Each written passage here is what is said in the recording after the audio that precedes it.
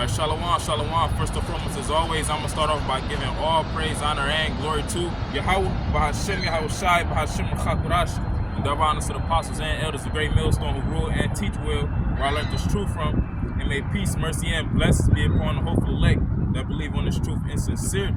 You know, we are the real Hebrew Israelites, which consist of you so-called Negroes, Latinos, and Native Americans, and as well as the Israelite foreigners that may look like the heathen nations that we have been scattered to and dwelling amongst for the past hundreds and even thousands of years. You know, and I'm out here another week, okay, another day to prophesy the downfall of America, which is also known as Babylon the Great, according to the Holy Scriptures. You know, and if you got eyes to see and ears to hear, which is speaking of the spiritual eyes to see and the spiritual ears to hear, you will know and will understand that we are living in the end of the end times. Okay, the end of Esau Edom's rulership, who was a self-proclaimed white man, beginning with the wicked elite bankers, and the beginning of Jacob's rulership, which is the so-called Negroes, Latinos, and Native Americans. Because you know our forefather Jacob, his name was changed to Israel, and Israel, man, in scripture, our forefather, he had 12 sons, okay, and his 12 sons were turned into 12 tribes, okay, and those 12 tribes, once again, consist of so-called Negroes, Latinos, and Native Americans, but also the Israelite foreigners that may look like the heathen nations, okay, and the Lord has raised up men here in these latter days to prophesy of the end of America and the rulership of the wicked, okay. And if you got eyes to see, as I was just speaking of, and ears to hear, you will be able to see that everything we see taking place on the planet Earth lines up with what was prophesied, meaning said before, within the Bible. And I'm going to start off here in Matthew chapter 24, and starting at verse, I'll start at the top, okay, because the subheader reads, it says the signs of the end of this age, okay? And age, when you translate it to the Greek, it's also the same word that's used for world, okay, which the Greek word would be eon, speaking of an age, a rulership, a time period. So Yahweh Shai is about to list the signs of this time period, which this time period actually started 2,000 years ago, okay, when he was on the scene, okay, underneath the ancient pagan Roman Empire, which we lived in the extension of the Roman Empire. But nonetheless, this is Matthew chapter 24 and verse 1, and Yahweh Shai went out and departed from the temple, and his disciples came to him for to show him the buildings of the temple. Yahweh Shai said unto them, see ye not all these things? Verily I say unto you, there shall not be left here one stone upon another that shall not be thrown down. Which Yahweh Shai is giving them the prophecy of 70 AD, okay, the besieging of Jerusalem and the destruction of the temple for the second time by the hands of the so-called Romans, which is actually Edomites going underneath the identification of the Romans, okay? Because you know that the self-proclaimed white man is a culture vulture. He likes to oppress a man in his heritage, and on top of oppressing a man in his heritage, his belief system, his idols, or whatever the case may be, his religion, he takes it upon himself to claim that identity. So the ancient pagan Roman Empire was ruled by the Edomites. Okay, and this is Yahweh Shai giving a prophecy to his disciples of when they would come and destroy the temple for the second time. So it says, Matthew 24:3, and as he sat upon the Mount of Olives, the disciples came unto him privately, saying, tell us, when shall these things be? And what shall be the sign of thy coming and of the end of the world? So they come unto him asking, okay, so when is this going to happen? Okay, and also when is going to be the end of this time period? When is going to be the end of the Romans ruling over us, taxing us, oppressing us? Okay, not allowing us to keep our law, statutes, and commandments completely. Because at that time, Jerusalem was a vassal, if you will, unto the Roman Empire. Meaning they was tributary. Okay, and they had to pay taxes. And on top of that, we couldn't keep they let us keep the law, statutes, commandments, but for final judgment to be passed, for example, like death, okay, which would be the penalty for the most major sins, if you will, you know, murder, adultery. In order for somebody to be put to death, we had to go to the Roman Empire. Okay, we had to go to whatever governor was ruling over that piece of the land at the time. Okay, so they asking the Lord, how are we gonna know when the end of this world, okay, which translates to the Greek eon, the end of this age is going to come? Verse 4, Yahweh Shai answered and said unto them, take heed that no man deceive you. For many shall come in my name, saying, I am Hamashiach, and shall deceive many. So Yahweh shall tell them, don't let nobody deceive you, because you're going to have a lot of people saying that they were sent by the Lord. They come in the spirit of the Lord. People might even have strong enough demons God enough to the point where they saying that they are the Lord, or they feel like they are the Messiah himself. Okay, and he said that the witchcraft, the left-hand energy is going to be so powerful, it is going to deceive many. Okay, everybody that's a part of the undesirables, because the Lord desires the elect. Okay, they're the ones that's going to have the faith and the works to back it up. Therefore, they're not going to be deceived by the witchcraft that the undesirables, the wicked of our people, is going to be deceived by. So Matthew 24:5-6, it says, and so it's more than one sign. It's many signs. When we read Matthew 24, Luke 21, Mark the 13th chapter, they are all parallel. Okay, they are all accounts, or it's all the same account from different perspectives of the Lord telling the disciples what signs will indicate that he's about to make his second coming. And also, some of those signs will indicate when the Romans will be getting ready to besiege Jerusalem and destroy the temple will destroy the second temple. So Matthew 24:6, and ye shall hear of wars and rumors of wars. And that's one of the signs, one of the major signs that we see taking place here right now. Okay, over there in what they call the Middle East, you got the who we call the small hats, the so-called Israelites, which they not the Lord's people. Okay, they apostles, but you got them, they coming up against, they've been fighting against the different Islamic nations, okay, and so on and so forth. You got the Russia and the Ukraine, and on top of that, you got the rumors of wars. America is rumored to be joining in, okay, which all these things is biblical prophecy. It's actually going to lead to America joining in and missiles hitting America from those different nations over there, okay. But this is all a part of the signs. It says, ye shall hear of wars and rumors of wars. See that ye be not troubled, for all these things must come to pass, but the end is not yet. All these things is just the beginning, okay, of the end, if you will. But now we get into the end of the end, because you got it's to the point where the different visions that the prophet saw, okay, it's starting to speak for themselves. Not just the World War III drums beating, okay, but also the MOTB drums beating. Matter of fact, let me read this real quick.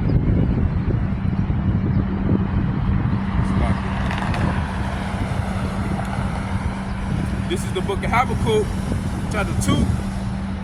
And starting at verse 1, it says, I will stand upon my watch and set me upon the tower. And what is you being upon your watch? You being upon the tower, which is a watchtower that the watchman will be upon, so that they will know what is coming upon the city. They will know what danger is coming, and so on and so forth. They will know when a messenger is coming, or whatever the case may be. Well, you being upon your watch and upon your tower here in these latter days, is you paying attention to the things that's taking place on the planet Earth. Okay, and linking it up with the scriptures. And it says, and will watch to see what he will say unto me, and which I shall answer when I am reproved. Verse 2, and the Lord answered me and said, write the vision and make it plain upon tables, that he may run that readeth it. And that went for all the prophets. They would write down the visions that they saw. Okay, whether it was Habakkuk, Jeremiah, Isaiah, all the prophets, Amos, they wrote down the visions that they saw, so that he may run that readeth it. Because in the ancient time, when you would understand, when you would get a message, you would have to run to deliver it. Okay, because we know read means to understand. So in these latter days, those that understand the visions that the prophet saw, they running to the internet, okay, which does the heavy lifting for us. That's a part of this ministry here in these latter days. Brothers not actually running to this city, running to this city, okay, running to this quarter, running to this corner. I got to tell them over here, I got to tell them over there. No, we simply get on YouTube, which that's the main platform. Okay, you might have brothers on Odyssey, whatever the case may be, but YouTube is the main platform that brothers run to deliver the message, okay, of the visions that the prophet saw. Because they can read it, meaning what? They can understand it. Verse 3, for a vision is yet for an appointed time, but at the end shall speak and not lie. Though it tarry, wait for it, because it will surely come, it will not tarry. You see, it is for an appointed time. Matter of fact, real quick, I'm going to read that in the NLT just to make it even more plain, which NLT means the New Living Translation. I mean, it's more easier to understand, according to this new way that people speak today, as opposed to the old English that you read in the KJV or the King James Version. So this is Habakkuk chapter 2 and verse 3 in the NLT. This vision, well, I'll start at verse 2. Then the Lord said to me, this in the NLT, write my answer plainly on tablets, because all the prophets, they inquire of when the Lord would stop the oppression of the nation of Israel, when the heathen stop ruling over us, and when will we be allowed to rule? Okay, okay? And the Lord will answer through the visions. So it says, write my answer plainly on tablets so that a runner can carry the correct message to others. You see, the correct message. And to have the correct message, you need the Holy Spirit to be able to decipher, okay, to be able to understand. And then that's when you can carry the correct message, because you got a lot of false messages. Okay, you got a lot of incorrect messages. Just as Yahushua said it will happen. He'll have many saying that I am the Messiah, meaning I was sent by the Lord. I got the right message. But the whole time they wasn't sent by the Lord, and they gonna be deceiving me. Okay, but it says, verse 3, this vision is for a future time. It describes the end, and it will be fulfilled. You see, the different things that the prophet saw. Okay, and I'm gonna go back to Matthew 24 when Yahushua was listing the signs that we will actually see take place in real time to let us know that it will be the end. It says it describes the end and it will be fulfilled. If it seems slow in coming, wait patiently, for it will surely take place. It will not be delayed. And what will make it seem slow in coming? Because the prophets have been saying this. They have been proclaiming these messages over the past decades. Okay, going back to the 1960s. Okay, roughly the 1970s, around that time period. Ever since then, this message of the end of America, the end of the self-proclaimed white man, who's the biblical Edomites, beginning with their wicked elite bankers, and as well as all the other heathens that's ruling in alliance with them. Okay, this message of their downfall as a whole has been preached for decades, so it may seem like it has been slow in coming, but yet it said what? It will surely take place. It will not be delayed. It's going to eventually happen. Okay? Regardless of whether or not you believe. Because you're going to have a majority of our people that's not going to believe. But that don't mean they're not going to have to deal with the effects of prophecy. That don't mean they're not going to have to deal with the famines. Okay? With the civil wars, with the race wars and so on and so forth. But let's go back to Matthew chapter 24. And I'll read verse 6 again. Ye shall hear of wars and rumors of wars. And that's also a part of the rumors of wars. The civil wars, okay? The race wars, okay? That's also a part of rumors of wars. It says, see that ye be not troubled, for all these things must come to pass, but the end is not yet. For nation shall rise against nation, and kingdom against kingdom. And there shall be famines and pestilences and earthquakes in diverse places. And when you go into a famine, it doesn't mean it's not going to be no food, no water. No, it means it's going to be a scarcity, which we have been seeing that being brewed up over the past couple years since the scamdemic by design. Okay, you have many processing plants that was destroyed. Okay, you have a lot of stores that was closed down. You had a lot of farmers. They lost their land, whether it was bought by Kill Gates of Hell or somebody else, or whether it was burnt down. Okay, it was a quote unquote, accidental fire, however they may put it, whatever the case may be. But yet all of this is designed to bring forth a scarcity, okay? Because not everybody gonna have access to food and water in the near future. But this is also a part of the signs Yahushua said will happen, okay? It says, I'm gonna read that again, Matthew 24:7, for nation shall rise against nation and kingdom against kingdom. Okay, going to the actual wars that's taking place, and the world is the rumors of wars, and that also extends to America slapping tariffs on everybody. That's nation against nation, kingdom against kingdom. Okay, to the point where they slapping tariffs on their own allies, the European nations. These is a part of the signs the Lord said that will indicate He's about to make His second coming, the end of Rome 2.0, if you will. It says, for nation shall rise against nation and kingdom against kingdom. There shall be famines and pestilences and earthquakes in diverse places. Pestilences goes into what? Diseases, okay? And a lot of them will be man-made, made up in labs, okay? Because another agenda, Esau Edom, is to depopulate the earth. Because his main agenda is for him to electronically tag majority of the planet Earth. Okay, he know he's not gonna get all of them, but he gonna try to get who he can, and whoever he can, he gonna kill him.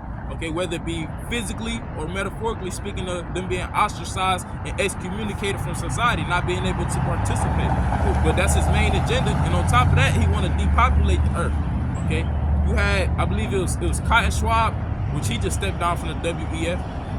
It was either him or Kill Gates Hill, one of them two devils. But they all are puppets for the wicked elites behind the scenes, pulling the strings. But one of them has said that they want to bring the population down to 500 million.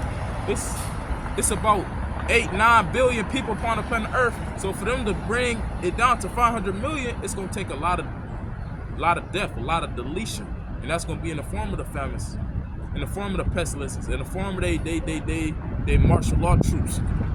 Okay, but guess what?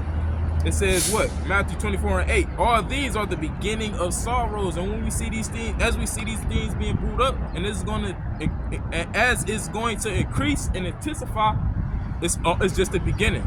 You know, like the beloved Apostle Hart says, it's going to get worse before it gets worse. Okay. You got Trump slapping tariffs. Okay, which the tariffs, they said it's going to be, you're going to see it in the grocery store near you very soon, and it's not going to just affect the groceries. It's going to affect the car parts. It's going to affect your hygiene products. It's going to affect your clothes, your technology, the different devices people like to use to indulge in folly. It's going to affect all these things. But all of this is just the beginning of sorrows. Matter of fact, I'm going to the blue letter definition for the word sorrow.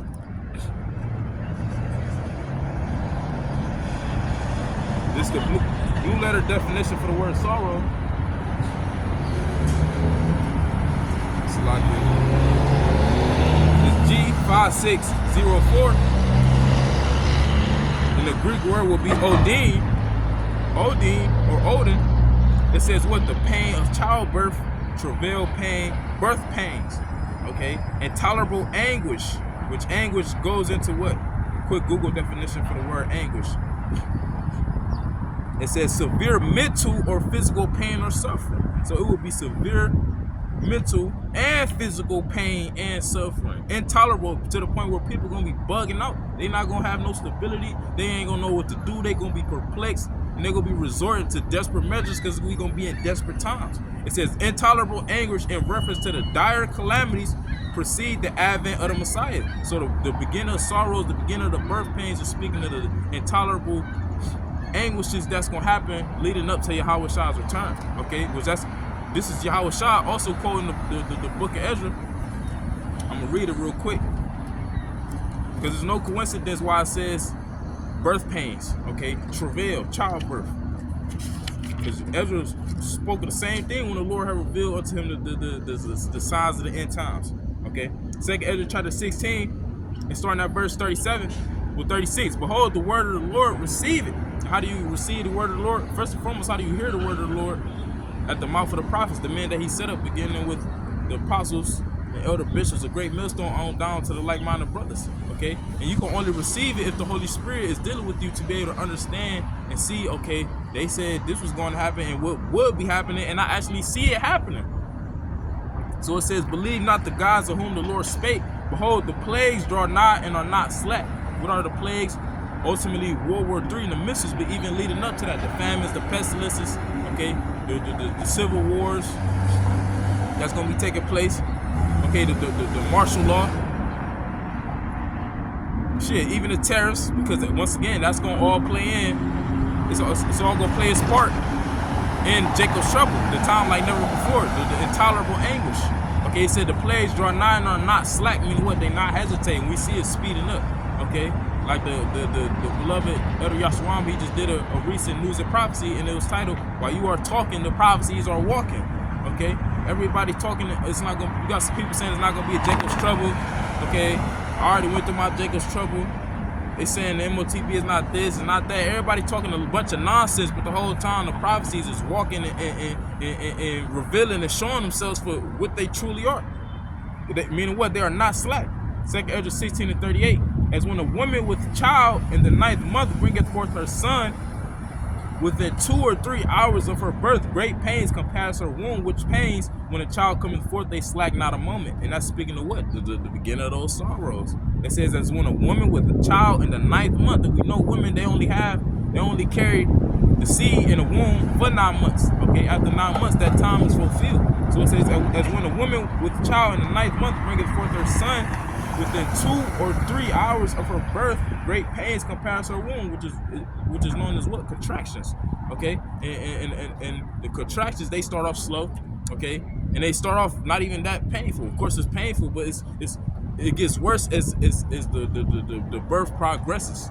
Okay, it starts off slow and less painful, if you will, and then it becomes more frequent. It becomes more painful. Okay, the closer you get to that child being delivered, and this child being delivered in this context is speaking of the destruction, okay, to come. The closer we get to the destruction, which is going to be simultaneous with the return of our Lord and Savior Yahushua, the worse and the more frequent shit is going to be happening. Okay, it says, great pains compares a womb, which pains when the child cometh forth, they slack not a moment. You see, they slack not a moment. I mean, what? It's constantly coming. It's always something. It's always something. That's how, and we see that now. Okay, and it's only going to build up. It's going to be first. It's going to be, or it's going to be terrorists. Okay, the next thing you know, it's going to be the shell's going to be empty. The next thing you know, people are going to be dropping dead from the different diseases. Okay, the next thing you know, it's going to be martial law because of all the crime, and it's going to be civil wars. It's going to slack not a moment. It's always going to be something. Everywhere you look, you're going to have to worry about something if the Lord is not with you. And even the ones that the Lord is going to be with, we're going to worry, Lord, whether we're a part of the elect, okay? Because we're in the flesh at the end of the day, but the Spirit of the Lord is going to overcome that worry, that doubt, that fear, okay? It's going to overcome it with what? That power, that love, and the sound mind. Like the scripture said, the Lord had gave unto us. He didn't give us the spirit of fear, but a power, love, and a sound mind. A sound mind is a healthy way of thinking, okay? And the healthy way of thinking is trusting and having faith in the Lord, because you got a lot of people that claim themselves prepping for the times to come. But even though they may prep, their safety, their lives is not guaranteed. So this 2 Ezra 16:39, even so shall not the plagues be slack to come upon the earth, and the world shall mourn, and sorrow shall come upon it on every side. And you got a lot of people that's taking it upon themselves, that believe that if they leave America before it gets bad, they're going to be able to escape Jacob's trouble. They're going to be able to escape the time like never before. But the Lord said what? I'm going to read that again. 2 Ezra 16:39. Even so shall not the plagues be slack to come upon the earth. We know it's mainly, America is the Lord's main target, but suffering is going to be upon the earth. Okay? The whole world. It says, and the world shall mourn, and sorrow shall come upon it on every side. So you might have some people that believe they're going to escape a time like never before that's about to come upon America and go to another country. But guess what? When they get to that other country, that time like never before is going to be playing out over there as well. Okay? So that's just the point for the beginning of the sorrows, because all of this is just going to begin. It's going to get, all of this is just the beginning. It's going to get worse and worse until the Lord returns and brings the ultimate sorrow in the form of the destruction. So going back to Matthew 24 and I'll read verse 8 again. All these are the beginning of sorrows. Then shall they deliver you up to be afflicted, and shall kill you, and ye shall be hated of all nations for my name's sake. Because that's also a part of the end time prophecies. Okay, which that happened in ancient pagan Roman Empire underneath Nero, which we believe through faith, through the Holy Spirit, that Donald Trump is Nero in the reincarnation. Okay, which he in the pagan Roman Empire brought great persecution upon who they call the Christians, which the Christian is a derogatory term for the true followers of the Messiah of the nation of Israel. Okay, which of that around back in that time it was predominantly the Southern Kingdom, so-called Negroes. Okay, and those are Negro descent. But in these latter days, it's all the 12 tribes. Okay, well, remnants of all the 12 tribes that's going to be the true followers of the Messiah, and they're going to be persecuted underneath Nero again. Okay, once again, who we believe through faith, through the Spirit, is Donald Trump. Okay, he is Nero in the reincarnation. Just as Nero brought great persecution back then, he's about to bring great persecution again. Okay, and this is prophesied. Read it again, Matthew 24:9. Then shall they deliver you up to be afflicted, and shall kill you. And some men of the Lord is going to actually be put to death.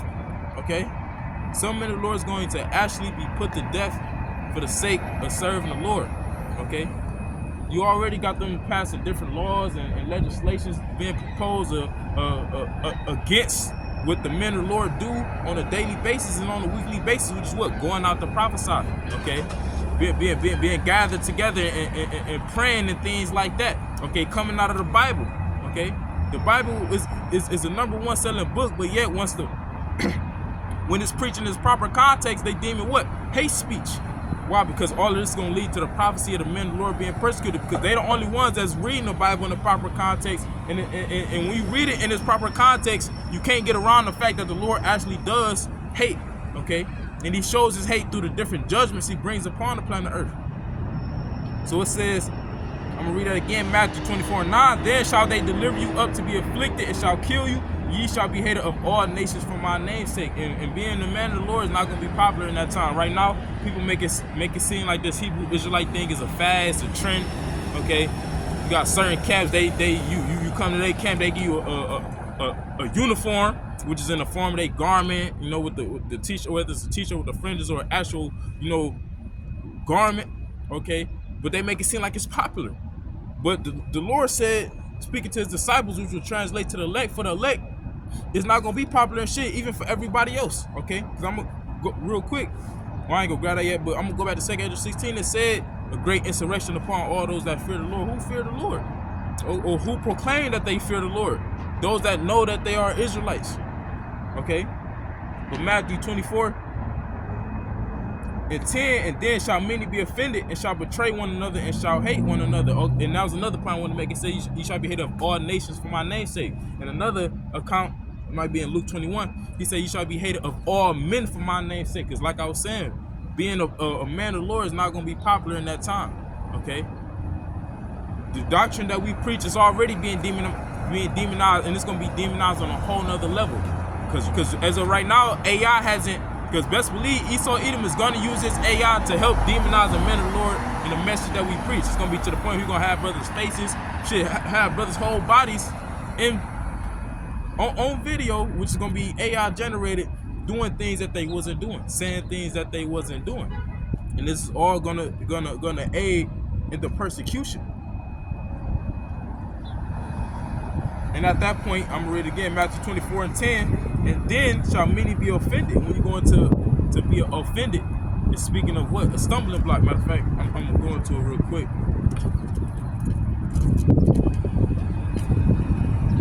This is the blue letter definition for the word offended in Matthew 24:10. And it says, G4624, scandalizo says what? To put a stumbling block or impediment in the way upon which another may trip and fall. Okay, meaning what? Because when something is in your way and you trip and fall over it, it stops you from getting you to your destination. And the destination we're trying to get to is salvation. Okay, the chariots, the deliverance from the destruction to come.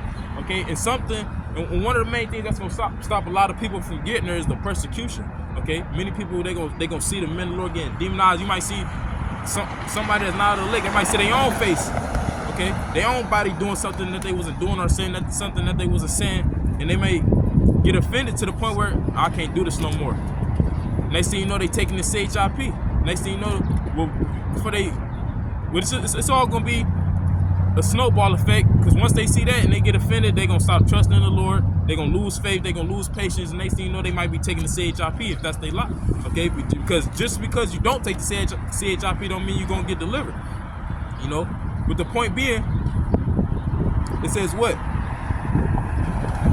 Back in the blue letter definition for the word offend, it says to entice to sin. It says to cause a person to begin to distrust. You see, when people see the doctrine being demonized, they gonna begin to distrust in the Lord. I'm supposed to be a man of the Lord while I'm going through this. Because a lot of these camps, another thing that they don't do is they don't teach about the persecution that comes for serving the Lord. Okay? Matter of fact, I'm gonna read that real quick. For the sake of the win, I'm gonna just read out the phone. Just real quick. Because that's also biblical. The men of the Lord being persecuted. And this is Salaki, bear with me.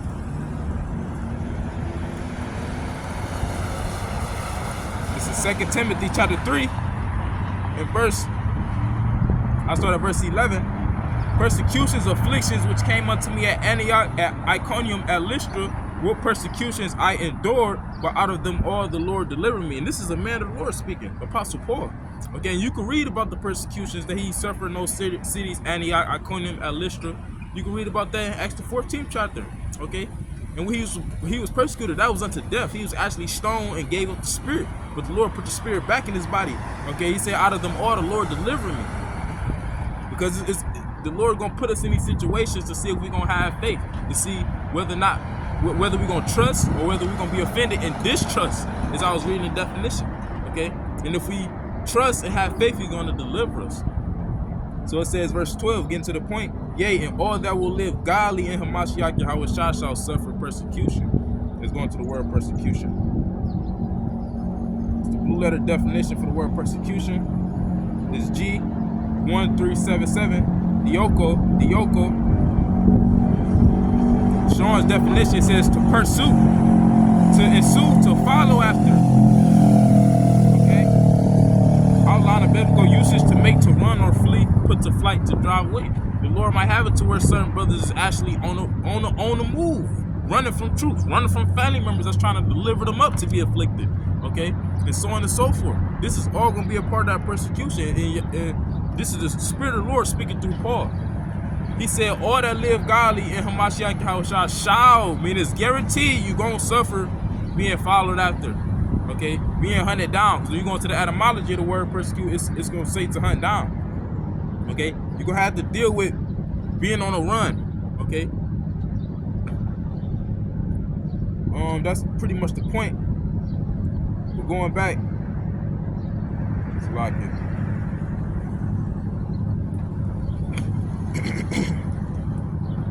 To the blue letter definition for the word offend in Matthew 24:10 says to cause a person to begin to distrust and desert one whom he ought to trust and obey. See, we're supposed to trust in the Lord when these devils roll on us. Matter of fact,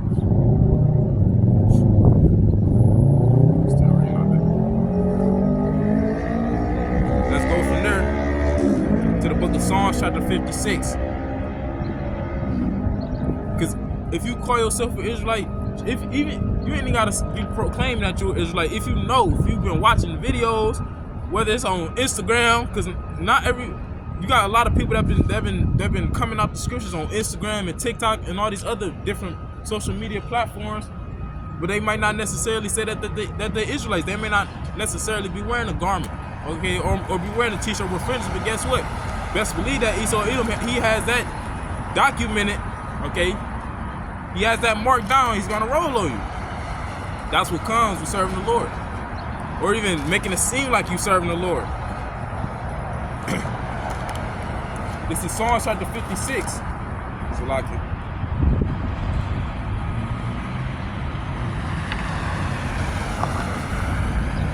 Psalms chapter 56 and verse 1.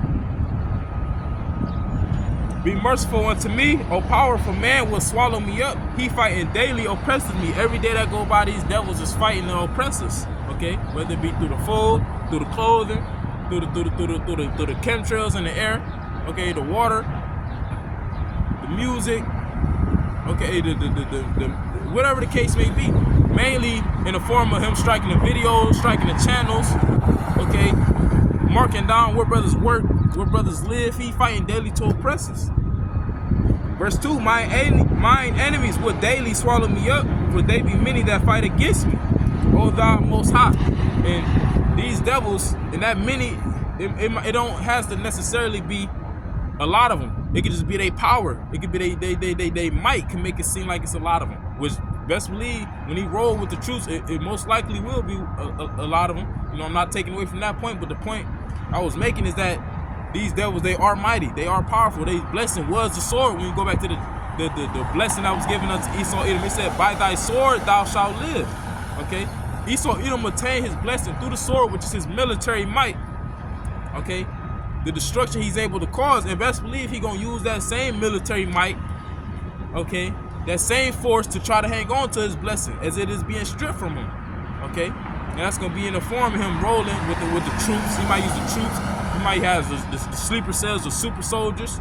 Okay, those that have been trained over the past decades for that very moment, that very time, to bring mass death. You know, or it could be the AI, it could be the different robots that these devils got. Whatever the case may be, but they might it's gonna be there. It says, my enemies will daily swallow me up, For they be many that fight against me, O thou most high. With time I am afraid, I will trust in thee.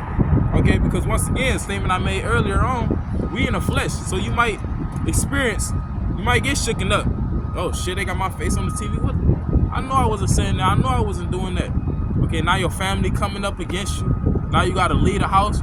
You've been with this woman for the past couple years. Y'all got a family. You thought it was a happy wife, happy life. Next thing you know, she coming against you because she see your face on the screen doing some bullshit that you wasn't even doing. Okay, or whatever the case may be. Now you shook up in the flesh. Then the spirit got to kick in. Oh, I'm just trusting the Lord. The Lord said this was going to happen anyway. So if he said this was going to happen, it happened. How much more when he said that he will protect us in those times? Actually, how much more that coming to pass? So let's read it again. Psalms 56:3. With time I am afraid, I will trust in thee. In the Most High I will praise his word. In the Most High I have put my trust. I will not fear what flesh could do unto me. Because at the end of the day, that's flesh coming up against us. Whether it be in the form of the AI, the sleeper cells, the super soldiers, the martial law troops, okay, your family members. This is gonna be flesh coming up against us, but we gotta remember we trusting in the Lord, so we can't fear what these devils gonna do unto us. So let's go from there. Well, I'm gonna keep reading. Psalm 56:5. Every day they wrest my words, all their thoughts are against me for evil. Yup, you got the transcripts of the different videos that brothers do. Okay, best believe they listening even when we not on camera. Okay, brothers can attest to that. It might be a time where you just having a conversation. Okay, do you go to your phone to look up something based off of the conversation you will have, and the suggestion is already there before you even start to type? How is that? Because they already listening. Okay, they already rest on our words, which rest means to what? It means to twist. So it says, Psalm 56:5. Every day they rest my words. All their thoughts are against me for evil. It's never a time where the self-proclaimed white man is thinking of how to do something that will benefit the so-called Negro, Latino, Native American man. Okay, it's never a time, even if he make it seem like it. It said it's in the scriptures. I'm gonna go to it real quick. At the end, he will declare his wickedness. Salakia. This is the book of Sirach, chapter 12.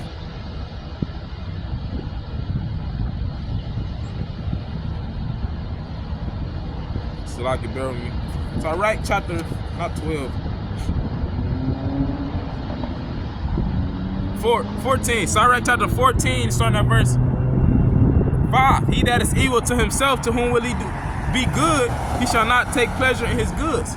You know, because prophecy states that these devils will be used to take peace from the earth. Okay, will be used to oppress, to bring anguish, to bring distress upon the planet earth. And guess what that's going to affect? That's also going to affect their own people. So it's showing you he's not even being good to his own people. So if he's not being good to his own people, to whom will he be good? The answer is nobody. Okay, how much more his arch enemies, the so-called Negroes, Latinos, and Native American, he damn sure not going to be good unto them, even if he make it seem like it. Sirach 14 and verse 6. There is none worse than he that envieth himself, and this is a recompense of his wickedness. And this is the point in 7. And if he doeth good, he doeth it unwillingly, and at the last he will declare his wickedness. You see, even if he make it seem like he benefiting you, which he did that several times over the past couple years since the scamdemic. He done gave Jake stimulus checks. Okay, he allowed Jake to scam and run up all this, quote unquote, run up all this money, run up the bag. Because best believe all these scams and shit that Jake has been getting away with, Esau Edom has allowed it. Okay, which also that is also going to aid into these that was bringing in the new system. Because they one of the disguises that they're gonna use, or one of the main reasons they gonna say, is to stop all the fraud. Okay, but the whole time they was allowing it to happen, because what? That's a part of them doing good for Jake, to get Jake in that comfortable state of mind. The next thing you know, he gonna declare his wickedness. He gonna show his horns. Okay, he gonna. And over the past couple of months, you have people that have been getting away with the scamming, that have been getting rolled on. But the whole time, these devils let them do it.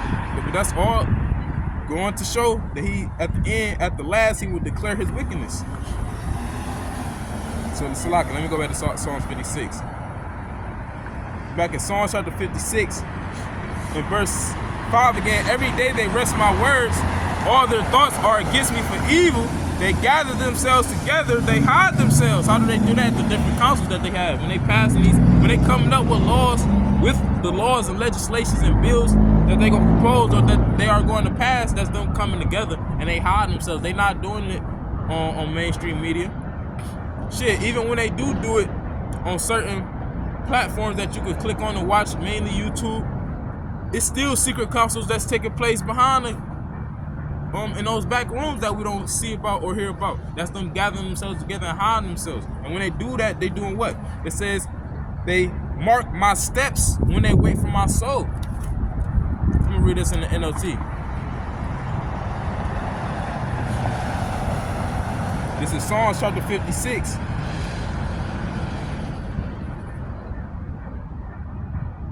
So like it's Psalms chapter 56. Starting at verse 5 in the NLT, it says, they are always twisting what I say. They spend their days plotting to harm me. Okay? They come together to spy on me, watching my every step, eager to kill me. Best believe out of all the videos that have been struck, all the channels that have been taken down, best believe they'd have been watching. It says they come together to spy on me. Okay? You know I personally believe that the different Rothschilds and Rockefellers, these different wicked elite banking families, they have came together and watched the different videos of mainly the apostles and the elder bishops, okay, of Great Millstone, okay, doing what? Spying on us. And as well as they might have people under them assigned to watch certain camps and certain men, okay, certain heads of camps and things like that. Why? Because they spying on us. Why? It says watching my every step, eager to kill me. And the only reason they ain't made their move yet is because the Lord hasn't hasn't allowed them to. Okay, it says that matter of fact, I'm gonna go to that real quick.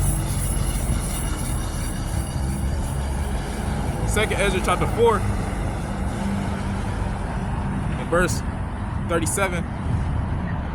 By measure hath he measured the times, and by number hath he numbered the times. And he did not move nor stir them until the said measures before